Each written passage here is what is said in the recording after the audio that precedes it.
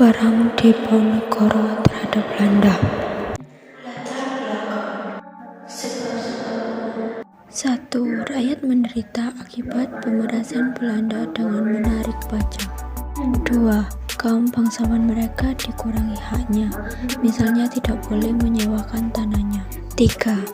Campur tangan Belanda di istana, misalnya dalam pengangkatan sultan, mengubah tata cara istana, sajian sirih dihapus, dan orang-orang Belanda duduk sejajar dengan sultan. Sebab khusus pembuatan jalan melalui makam leluhur Pangeran Diponegoro tanpa izin di Tagalrejo merupakan penghinaan, sehingga Pangeran Diponegoro mengangkat senjata pada tanggal 20 Juli 1828.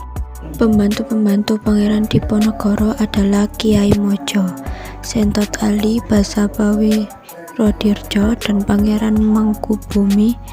Pusat pergerakan ialah di Selorang. Sistem yang dipergunakan adalah perang gerilya dan perang sabil. Jalannya perlawanan. Perlawanan Pangeran Diponegoro dimulai dari tanggal 20 Juli 1825. Belanda dalam rangka membuat jalan baru memerintahkan untuk memasang anjir, pancang atau pantok. Secara sengaja, pemasangan anjir ini melewati perkarangan milik Pangeran Diponegoro di Tagalrejo tanpa izin. Pangeran Diponegoro memerintahkan rakyat untuk mencabuti anjir tersebut.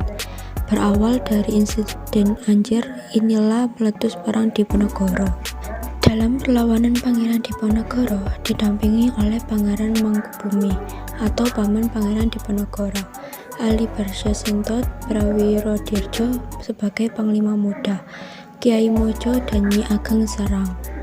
Untuk mengatasi perlawanan Pangeran Diponegoro, Belanda menggunakan usaha dan tipu daya untuk mematahkan perlawanan.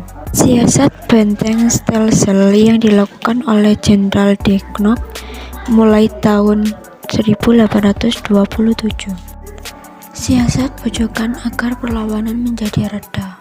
Siasat pemberian hadiah sebesar 20 ringgit kepada siapa yang dapat menangkap Pangeran Diponegoro.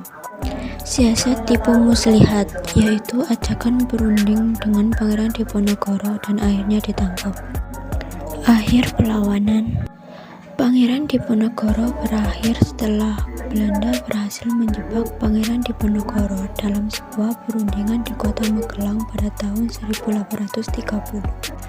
Pangeran Diponegoro akhirnya ditangkap, kemudian diasingkan ke Semarang, Batavia, Manado, dan berakhir di Makassar. Pangeran Diponegoro akhirnya wafat tanggal 8 Januari 1855.